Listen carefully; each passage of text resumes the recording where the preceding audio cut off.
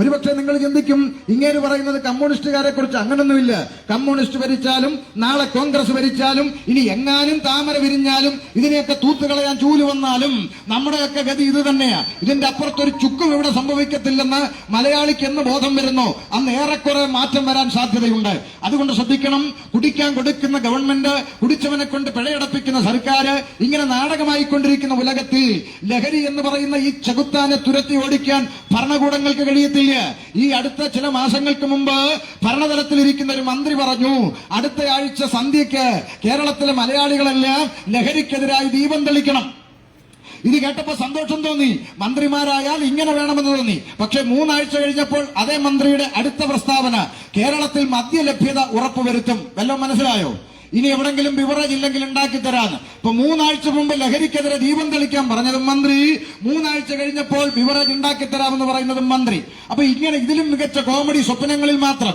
അതുകൊണ്ട് പൊതുജനത്തെ വെറും കഴുതകളാക്കി മാറ്റിക്കൊണ്ട് കാലാകാലങ്ങളിൽ മാറിവരുന്ന ഭരണകൂട കോമരങ്ങളൊന്നും ഈ ചകുത്താന്റെ പിടിയിൽ നിന്ന് ഭാവി തലമുറയെ രക്ഷിച്ചെടുക്കുമെന്ന് പറഞ്ഞ് വെറുതെ ചിരിപ്പിക്കരുത്.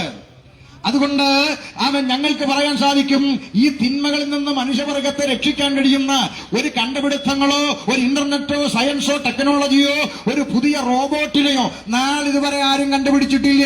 അപ്പൊ ചോദിക്കും, പോലീസ് സംവിധാനമുണ്ട്, അവരോട് ചോദിക്കാം, സാർ താങ്കൾക്ക് രക്ഷിക്കാൻ കഴിയുമോ? ചോദിക്ക്. വിവാഹ സ്വപ്നങ്ങളുമായി ട്രെയിനിൽ യാത്ര ചെയ്ത നമ്മുടെ കൊച്ചു സഹോദരി സൗമ്യ, ഓർമ്മയില്ലേ? സൗമ്യ എന്ന് പറയുന്ന പെൺകുഞ്ഞിനെ നരാധമനായ ഒറ്റക്കയ്യൻ ഗോവിന്ദസ്വാമി കടിച്ചുകീറ റെയിൽവേ പാളത്തിലേക്ക് വലിച്ചെറിഞ്ഞ വാർത്ത എല്ലാവരും ഓർത്തിട്ടുണ്ടല്ലോ അല്ലെ? അങ്ങനെ പുറത്തെറിഞ്ഞു, അവനെ, ആ പെൺകുഞ്ഞിനെ കൊന്നുകളഞ്ഞു. എന്ത് സംഭവിച്ചു? ഒറ്റക്കയ്യനെ ജയിലിന്റെ അകത്തിട്ട് നല്ല ചപ്പാത്തിയും ഉണ്ടയും ഒക്കെ കൊടുത്ത് തടിച്ചുണ്ട് സിനിമാ നടനെ പോലെ അവൻ പുറത്തിറങ്ങി വന്നപ്പോൾ അവന് പീഡിപ്പിക്കാൻ ഒരു കൈ പോരെന്ന് മനസ്സിലാക്കിയിട്ട് അവന് ഫാബ്രിക്കേറ്റഡ് ആയിട്ട് ഒരു കൈയും കൂടെ വെച്ചുകൊടുക്കാൻ തയ്യാറായ സംഘടനകളുള്ള നാടാണ് സാർ കേരളം. അതുകൊണ്ട് ഇവിടുത്തെ നിയമ സംവിധാനങ്ങളൊക്കെ മനുഷ്യനെ നന്നാക്കുമെന്ന് പറഞ്ഞ് ചിരിപ്പിക്കരുത്.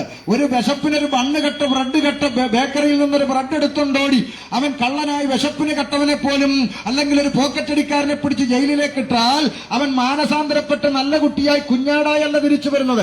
സകല അടവും പഠിച്ച് തികഞ്ഞ കള്ളനായിട്ട് പുറത്തു വരുന്ന സംവിധാനങ്ങൾ.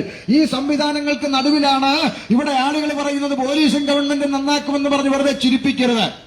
അപ്പൊ നിങ്ങൾക്ക് ചോദിക്കാം, ശരിയാ, പോലീസിനും ഗവൺമെന്റിനും ഒന്നും നന്നാക്കാൻ കഴിയാതെ മനുഷ്യൻ പിടിവിട്ടു പോയിക്കൊണ്ടിരിക്കുന്ന കാലത്ത് ഈ മനുഷ്യന്മാരെ ഇനി എങ്ങനെ നന്നാക്കുമെന്നാണ് ഉപദേശം നിങ്ങൾ പറയുന്നത്? അങ്ങനെ മനുഷ്യന്മാരെ നന്നാക്കുന്ന ഉപകരണം വല്ലതും നിങ്ങളുടെ വണ്ടിക്കകത്തുണ്ടോ? എന്നാ പിന്നെ ഈ ഫുട്പാത്തിലോട്ടൊന്ന് നിരത്തി വെച്ച് ഞങ്ങൾ ഓരോന്ന് മേടിച്ച് സഹായിക്കാം. ക്ഷമിക്കണം, അങ്ങനെയുള്ള ഉപകരണങ്ങളൊന്നും ഞങ്ങളും വണ്ടിക്കകത്ത് കൊണ്ടുവന്നിട്ടില്ല. പിന്നെ നിങ്ങൾ ഈ പ്രസംഗിക്കുന്നതിന്റെ ഗുണമെന്താ? ഗുണം പറയാം. ഉപകരണങ്ങളൊന്നും വിൽപ്പനയ്ക്കില്ലെന്നേ ഉള്ളൂ.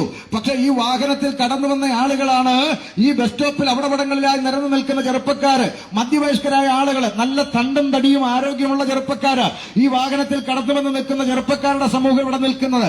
ഇവരാരും ഈ പ്രസംഗം ഇഷ്ടപ്പെട്ട് ഈ വണ്ടിയുടെ പുറകെ കൂടിയവരൊന്നുമല്ല. അല്ലെങ്കിൽ തന്നെ ഈ പ്രസംഗമൊക്കെ ഇവിടെ ആർക്കാ ഇഷ്ടം? ഇപ്പൊ കൈപ്പട്ടൂർ ജംഗ്ഷനിൽ ചുംബന സമരമായിരുന്നെങ്കിൽ ഈ പഞ്ചായത്തിലെ മുഴുവൻ ആളുകൾ ഇവിടെ കണ്ടേനെ. എന്നാൽ ചുംബിക്കല്ലേ എന്ന് പ്രസംഗിക്കുന്നവനെ കാലേ വാരി ഭിത്തിയിലടിക്കുന്ന അണ്ണന്മാരുള്ള നാട്ടിൽ കുടിക്കല്ലേ വലിക്കല്ലേ എന്നൊക്കെ പ്രസംഗിക്കുന്നതൊക്കെ ഇവിടെ ആർക്ക് താല്പര്യം? ഇവിടെ ആർക്കും അതൊന്നും വലിയ ഇഷ്ടമൊന്നുമല്ല. എന്നാൽ ഞങ്ങളാരും ഈ പ്രസംഗം ഇഷ്ടപ്പെട്ട് ഈ വണ്ടിയുടെ പുറകെ വന്നവരല്ല. പിന്നെന്താ, ഒരു കാലത്ത് ഇതേ മദ്യത്തിനും ഇതേ ലഹരിക്കും ഇതേ കഞ്ചാവിനും അടിമപ്പെട്ട് അപ്പനും അമ്മയ്ക്കും നാടിനും വീടിനും തലവേദനയായി ജീവിച്ച ഭൂതകാലമാണ് ഇവിടെ നിൽക്കുന്നത് ഞങ്ങളിൽ പലർക്കും ഉള്ളത്. ഇവനൊന്ന് ചത്തങ്കിക്കൊള്ളായിരുന്ന പെറ്റതുള്ള തലേ കൈവച്ചു രാഗി അനുഭവമുള്ളവര് ഈ കൂട്ടത്തിന്റെ അകത്തുണ്ട്. അങ്ങനെ ജീവിച്ച ജീവിത പശ്ചാത്തലത്തിൽ നിന്ന് ഇന്നൊരു നാണവും കൂടാതെ ഈ തെരുവിൽ നിന്നുകൊണ്ട് അടുത്ത തലമുറയോട് ഈ തിന്മയിലേക്ക് പോകരുതെന്ന് വിളിച്ചു പറയുവാൻ ഞങ്ങളുടെയൊക്കെ ജീവിതത്തിന്റെ ചരിത്രം മാറ്റിമറിച്ച് ഒരു സന്ദേശത്തിന്റെ വക്താക്കളായിട്ടാണ് ഞങ്ങൾ ഈ കൈപ്പട്ടൂർ കവലയിൽ നിൽക്കുന്നത്.